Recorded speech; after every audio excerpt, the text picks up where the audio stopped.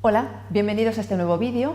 Os recuerdo que estamos trabajando una serie de vídeos sobre información digital, cómo se representa la información, en concreto los números enteros y reales, dentro de un sistema digital. Y ya hemos visto en vídeos anteriores cómo se representan los números enteros en complemento a 2, también hemos visto cómo se representan los números reales. Vamos a necesitar esa información, en este caso la de números enteros, como información previa, conocimiento previo, para poder ver lo que os presento en este vídeo, que son, lo he llamado trucos y casos especiales. Lo que os voy a contar sobre algunos pequeños trucos, lo llamo así, pero bueno, ya veréis que no son trucos, pequeñas pistas o ideas clave que os pueden ayudar a resolver mejor, más rápido y a comprender mejor también, que es importante, el funcionamiento de la representación de números enteros en complemento a 2. Seguramente con el tiempo vosotros mismos os habréis dado cuenta de este tipo de trucos. A medida que resolvéis ejercicios vais adquiriendo una soltura porque os dais cuenta de que hay ciertos patrones que se pueden identificar y resolver más rápido, pero lo que voy a hacer yo es adelantároslo para que os ayuden y ojalá que sea así. Vamos a ver ahora un caso que son las potencias de 2. ¿Cómo podemos pasar a binario rápidamente? Luego veremos que también sirve para pasar de binario a decimal. Calcular la representación de un número entero, positivo o negativo, que es una potencia de 2. Pues vamos a verlo. Partimos de n, ya sabéis que siempre hay que trabajar con un n definido, que es el número de bits de la representación, y vamos a trabajar con 8 bits. Y vamos a calcular una potencia de 2, da igual la que sea, por ejemplo, más 64. ¿Cómo pasamos el más 64? Ya sabemos que para pasar de decimal a binario hay un método general que es dividir entre 2, pero yo lo que suelo utilizar siempre es descomponer el número en potencias de 2. Y en este caso es facilísimo. Un número positivo se va a representar con 8 bits. ¿Cuál es su representación? Va a empezar por 0 y con los 7 bits restantes hay que representar la magnitud. Eso es lo que vimos en el vídeo sobre la representación de números enteros. ¿Cuál es su magnitud? El 64 es 2 elevado a 6. Como es 2 elevado a 6, yo ya sé que tengo que poner un 1 en la posición que se corresponde con el 2 elevado a 6, que es la posición 6. Y el resto van a ser ceros. Ese sería el más 64. Otro ejemplo rápido. Más 16. Esto es 2 elevado a 4. ¿Cuál es su representación? Empieza por 0, es positivo, y con los 7 bits restantes tengo que representar el 16. Es un 1 en la posición 2 elevado a 4. 0, 1, 2, 3, 4. Está la posición 4, ese es el 2 elevado a 4. Luego aquí hay un 1 y el resto son ceros. Cualquier potencia de 2 positiva va a empezar por 0 y va a tener un 1 en la posición que se corresponde, perdón, que parece que es 24, es 2 elevado a 4, que se corresponde con el exponente de la potencia. En esa posición aparece un 1 y todos los demás son ceros. Y el primero siempre es 0 porque es el bit de signo. Esa es la representación de potencias de 2 en positivo. ¿Cuál es la representación de potencias de 2 en negativo? Pues vais a ver que es muy sencillo. Si este es el más 64 y queremos representar el menos 64, ya sabemos que lo vamos a representar como el complemento a 2 del más 64. Por lo tanto, si este era el más 64, yo calculo su complemento a 2 y me da el menos 64. Recuerdo, técnica para calcular complemento a 2. Empezamos por la derecha hasta el primer 1 y eso se mantiene igual. 1, 2, 3, 4, 5, 6, 7. Y ahora, a partir de este 1, donde hay un 1 pongo un 0 y donde hay un 0 pongo un 1. Efectivamente, el bit de signo ahora es negativo y lo que queda es el complemento a 2. Luego, este sería el menos 64. Vamos a hacer el menos 16. Vamos a calcular el complemento a 2 del más 16 para que veáis cómo resulta. Igual, aplico la misma técnica. Hasta el primer 1 se mantiene y a partir de ahí se cambian unos por ceros y ceros por 1. Este sería el complemento a 2 del más 16, que es el menos 16. Ahora empezamos por 1 porque el número es negativo. ¿Qué nos encontramos aquí? Nos encontramos, vais viendo ya el patrón, que tenemos en las potencias de 2 que son negativas, tenemos la potencia, el lugar que se corresponde con la potencia de 2, como esto es 2 elevado a 6, esta es la posición del 6 y esta es la posición 6 también aquí, esto era 2 elevado a 4, esta es la posición 4 y esta es la posición 4. ¿Y qué nos encontramos? Que en el caso de ser un número positivo solo aparece ese 1 y hay ceros por la derecha, ceros por la izquierda, pero en el caso de ser una potencia negativa, lo que nos encontramos son ceros a la derecha del 1 que se corresponde con la potencia de 2, pero nos encontramos unos por la izquierda. Aquí hay ceros a la derecha, unos a la izquierda. Y siempre tiene el mismo patrón. Por ejemplo, si queremos calcular directamente cómo se representa el menos 8, ya sabemos que 8 es 2 elevado a 3, pues yo ya sé que esto va a tener 0, 1, 3, 4, 5, 6, 7 y 8. 0, 1, 2, 3, 4, 5, 6, 7, bueno, podría poner todas las posiciones, pero ya sé que 8 es 2 elevado a 3, va a tener un 1 en la posición 3. Como siempre, por la derecha son ceros y ahora por la izquierda o ceros o unos según sea positivo o negativo. Como es negativo, pues aquí lo que pondría son unos. Y esa es la forma de calcular las potencias de 2. No hay que hacer el complemento, simplemente nos basta identificar, no hay que pasarlo a binario dividiendo entre 2, identificamos la posición dentro de la cadena de bits que se corresponde con esa potencia, teniendo en cuenta el exponente del número. Un 3 me lleva a la posición 3 y ahora si es positivo relleno con ceros, si es negativo relleno con unos. Aquí está explicado un poco para que vayáis viendo el patrón, he hecho un par de ejemplos. Insisto, si esto vosotros hubierais hecho muchas veces este cálculo, os habríais dado cuenta de ese patrón. Yo os lo estoy adelantando para facilitaros la resolución de ejercicios. Un truco que espero que os resulte útil. Bien, pues vamos a ver otro truco, caso especial, idea clave, como queráis verlo. Y en este caso vamos a ver cómo comparar números de forma rápida, fijándonos en unos bits concretos que son los que nos dan la clave de qué número es mayor o menor que otro. Primero, tenemos números enteros, empiezan por 0 son positivos, empiezan por 1 son negativos. Este es positivo, este es positivo, este es negativo y este es negativo. Si yo quiero ordenar estos números de menor a mayor, quiero identificar cuál es el más pequeño y cuál es el más grande, el menor y el mayor, primero tengo que ver que hay unos que son positivos y otros que son negativos. Está claro que los menores son los negativos, por lo tanto el B y el C son menores que el A y el D. Ya lo sé simplemente con mirar el primer bit. No hace falta pasar por decimal para resolver este ejercicio, esa es la clave, porque podemos razonar sobre la forma que tienen los números y cómo están colocados los bits dentro de ese número, de esa cadena.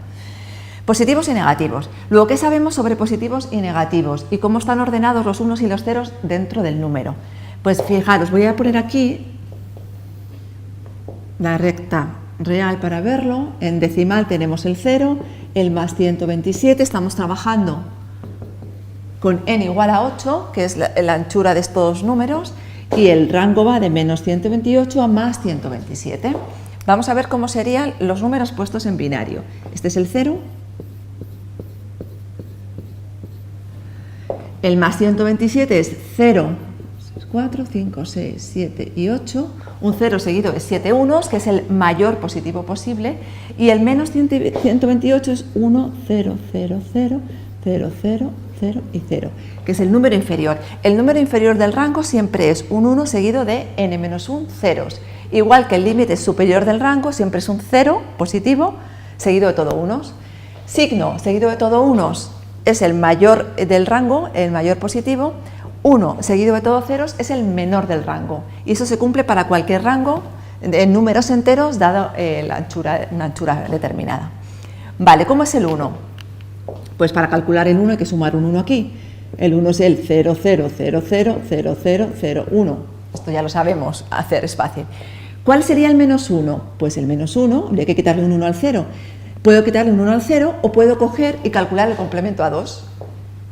En este caso vamos a calcular el complemento a 2 de ese número y yo ya sé que el menos 1 es 1, 2, 3, 4, 5, 6, 7 y 8. Este es el más 1 y este es el menos 1. Fijaros que el menos 1, que sería el mayor de todos los negativos, está formado todo por unos. Y a partir de ahí, lo que vamos haciendo a medida que avanzamos en la recta real hacia la izquierda, es decir, hacia números más pequeños, lo que van apareciendo son ceros aquí. Le vamos restando un 1 cada vez y al restar un 1 pierdo valor, por lo tanto van apareciendo aquí una serie de ceros. El 2, de hecho, sería, el menos 2 sería 1, 1, 1, 1, 1, 1, 1, 0. Le quito un 1 a este, aparece aquí donde había un 1, aparece un 0 y ese sería el menos 2. Así hasta llegar al extremo izquierdo. Entonces, teniendo un poco esto en mente, ¿qué podemos deducir? Los números positivos, cuantos más unos tienen y más cerca del signo, mayor es el número. Es decir, para saber cuál de estos dos números es mayor, lo que necesito simplemente es recorrer el número desde el signo hacia la derecha y ver quién tiene un 1 en la posición, en una posición mayor. Veo que aquí los dos tienen un 0 al comienzo. Esto no me permite distinguirlo, por lo tanto avanzo. El siguiente tiene un 0, pero este tiene un 1. Como tiene un 1 en una posición de mayor peso, más cercana al signo, ese es mayor que este número. El mayor de todos sería el número D. Como estoy ordenando de menor a mayor, este va a ser el 4. 1, 2, menor que 3 y menor que 4. El 4 es el mayor de todos los números. El siguiente número positivo va a ser el 3. El A va a ser el 3 y el D va a ser el 4. ¿Por qué? Porque son positivos, por lo tanto son mayores que estos dos que son negativos. Eso ya lo sé viendo el primer bit. Y luego porque si camino desde el signo hacia la derecha, el que tiene un 1 en una posición más significativa, el que primero tiene un 1 es este, y por lo tanto ese es mayor que el otro. Y ocurre exactamente igual con los números negativos. Fijaros, este ya sabemos que es el más pequeño de todos porque es el extremo izquierdo, es el número inferior del rango. ¿Qué ocurre con los números negativos? Empiezan por 1. El número es mayor, empiezo a recorrerlo desde el signo hacia la derecha, es mayor el número que tiene un 1 más cerca del signo, igual que ocurría con estos dos. Este tiene un 1 más cerca del signo que este, que aquí no tiene ningún 1. ¿Quién tiene de estos dos un 1 más cerca del signo? Este, que tiene un 1 en esta posición, mientras que este tiene un 0. Bueno, pues este número es mayor. Cuanto más unos tiene por delante, más cerca está del 0 o del menos 1, que es el que tiene todos los unos. Entonces, cuanto más unos tiene por delante el número, más cercanos al signo, más a la derecha está en la recta real y por lo tanto es un número mayor, de menor magnitud, de menor valor absoluto, pero como es un número entero, negativo, es mayor. Por lo tanto, aquel número es mayor que este. Entonces es igual, siempre hay que partir del signo, buscar el primer 1, el que tenga el primer 1 más a la izquierda del signo, más cerca al signo, es mayor que el que tiene un 0 en esa posición. Y esto ya nos dice, por lo tanto, que el B es el más pequeño, después iría el C, que sería el 2. B, C, A, D sería el orden de menor a mayor de estos números. Simplemente razonamos viendo el bit de signo y viendo dónde tienen el primer 1 cada uno de los números. Cuánto de lejos está del signo el primer 1 y eso determina cuál es el mayor y cuál es el menor de esos números. Un truco sencillo que seguramente con el paso del tiempo y la resolución de ejercicios vosotros mismos habríais deducido, que os adelanto por si os resulta útil. Vamos a ver un último ejemplo, si me permitís un segundo que borre la pizarra, volvemos sobre un último caso para seguir razonando con números enteros. Bueno, vamos a ver un caso más, que es cómo se puede averiguar en ejercicios de este tipo test, cómo se pueden descartar soluciones y llegar a la solución buena que nos piden. En este ejemplo es calcular o decidir cuál es el menos 319 con 10 bits. Cuál de estas 4 cadenas representa el menos 359 con 10 bits. Una opción es calcularlo, calcular 359, primero en positivo, luego calcular el complemento a 2 y averiguar la cadena de 10 bits que representa menos 359 y entonces vemos cuál coincide. Eso sería una opción, pero a veces es más rápido razonar de otra manera. Nos puede ser útil cuando nos piden el dato concreto, a lo mejor hay que calcularlo, pero en este ejercicio, en este tipo de ejercicios o en ciertas situaciones, razonando podemos rápidamente llegar a la solución o al menos descartar algunas, ¿no? Entonces, en este caso, menos 359. ¿Qué sabemos del menos 359? Lo primero, que es un número negativo. Si es un número negativo, ya sabemos que va a empezar la cadena de bits por 1, correctamente. Luego ya descartamos 2 de entrada. Esta sería positiva y esta sería positiva. La opción D no puede ser y la opción B tampoco puede ser, porque es un número negativo. Ya hemos descartado 2 en cuestión de un segundo. Ahora, ambos son negativos, esto es negativo, cualquiera de los dos en teoría podría ser. ¿Qué sabemos además del 359? Pues sabemos que es un número impar. ¿Qué característica cumplen los números impares cuando están representados en binario? ¿Lo sabéis? Efectivamente, que acaban en 1. Un número que acaba en 1 es un número impar. Un número que acaba en 0, como es el caso de este, es un número par. Y eso se cumple siempre, sea un número con signo, un número sin signo, un número positivo o un número negativo. Si acaba en 0 es par, si acaba en 1 es impar. Por lo tanto, ya tengo la solución. Negativo y que sea impar, ¿cuál es de todos? La opción C. Rápidamente he podido llegar a la solución sin tener que calcular el valor binario de ese número que me lo han dado en decimal. Explico un poquito lo del par o impar, no sé si os parece trivial o no, simplemente justificarlo. Ya sabemos que un número que está en binario al final es una suma de potencias de 2. 2 elevado a n menos 1, más 2 elevado a n menos 2, más 2 elevado a n menos 3, 2 elevado a 1, más 2 elevado a 0. En general, suma de potencias de 2. Todas las potencias de 2 son pares, excepto la última. Esta potencia de 2 es un 1, esta potencia de 2 es un 2, la siguiente sería un 4, 8 y así sucesivamente. Todas las potencias de 2 son pares. La única potencia de 2 que es impar es 2 elevado a 0, que es el último bit. Por lo tanto, si el último bit no está, el resto van a sumar siempre un número par. Si el último bit está, a un número par le sumamos un 1 y se convierte en impar. Luego, la presencia o ausencia de esta potencia de 2 dentro del número, de ese bit último, es lo que determina que el número sea par o sea impar.